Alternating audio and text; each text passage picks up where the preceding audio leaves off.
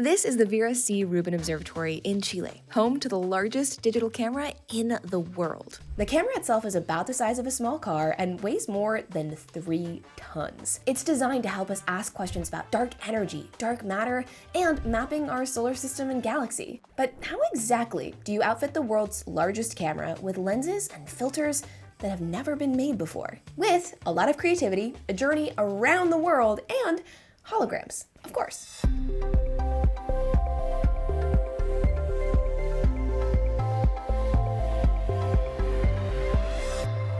The observatory houses this boundary-pushing camera, which will conduct the Legacy Survey of Space and Time, or the LSST, said to be the most detailed images of our sky ever taken. What's special is that it's designed to take as many images of the southern hemisphere as possible over 10 years. Kind of create a catalog / a movie 10 years and they keep repeating that over and over again. So what that means is that you want a camera that has a large field of view, meaning you can see a lot of things at once. And because you don't want to lose in the resolution, so you want to have pictures that have good quality, that can be very detailed, you need a lot of pixels. So in addition to being the world's largest digital camera, it's also the world's highest resolution. It takes 3,200 megapixel pictures. That's an image of the night sky so large that it would take 1,500 TVs to view just one picture. It will also take exposure that may be very different than what you use on your phone. On your phone, you push the button, within milliseconds, the image is taken. But the LSST camera will take 30-second exposures. That allows you to be able to see objects that would be equivalent to seeing a golf ball 15 miles away. That's also why it's very big, and that's why it needed the largest lens ever made, which is almost the size of an average human. I mean, it's almost as tall as me. And so the reason for having something this big is that you want to collect as much light as possible. And not only are there 3 different lenses on the camera, the largest of which is officially the largest lens in the world, but the camera also requires 6 different glass filters, which are also huge optical components. Basically, different astrophysical bodies out in space are emitting different wavelengths of light, different colors, if you will, although not necessarily the visible kind. Like, to see only objects that are super bright in infrared, for example, you might want to filter out other wavelengths, hence a specially designed filter that only lets through infrared. The coating that you have to put on it basically reflects the lights that you don't want and lets through the one that you care about. But we are talking hundreds of layers of very exotic metals and materials that are basically deposited in a very controlled ways, and the thickness of these layers, we are talking molecular level thickness of each of these layers. So very, very risky business. These lenses and these filters are, very thin and they're very large. What that means is that when you go and polish them, you basically have to grind them. When you do this, you have to put pressure on it, and when the aspect ratio is so high, as you push on it, it actually deforms it.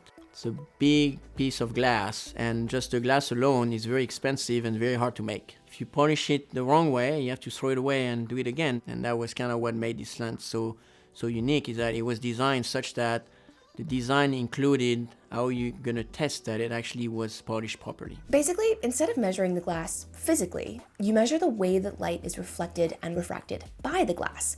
Using a computer to generate a hologram of light, we can predict where the light should reflect and refract if the lens is as we want it to be. And then we measure where the light actually is reflected and refracted.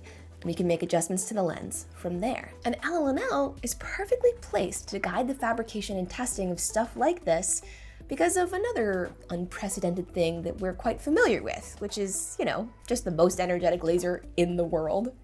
So on the design side, Lawrence Livermore as a lab already has this kind of collection of very smart folks, top-notch engineers and scientists, and they spent decades refining their design tools to build those meter-class optics. Now, Livermore is not a manufacturing, lab, so we provide the expertise on how you're going to test it, how you're going to verify it, how you're going to design it.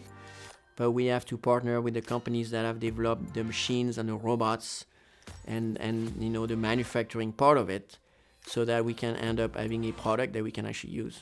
The filters were made from raw materials that originally came from New York. They were then shipped to southern France, where they were shaped and polished using guidance and expertise provided by LLNL.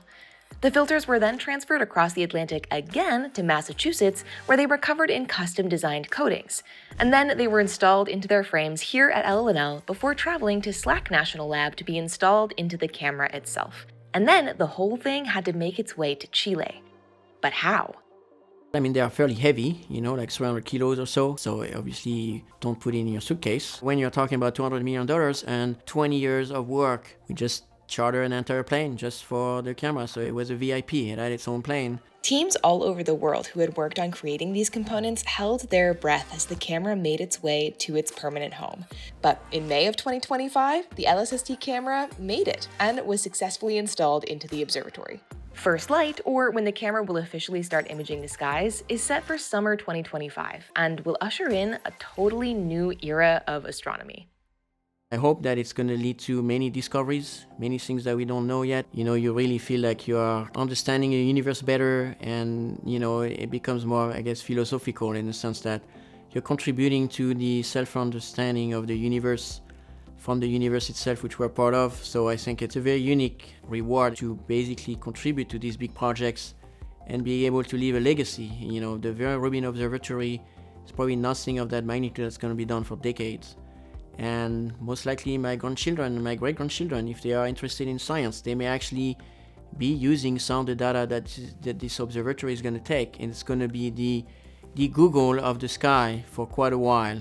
If you have questions about this work, or if you want to know even more about this project, you can check out the resources we've left in the description of this video, and leave us a comment on anything else you want to see us cover. You can subscribe to this channel for even more deep dives into LLNL's groundbreaking scientific projects, and as always, thanks so much for watching. I'll see you next time.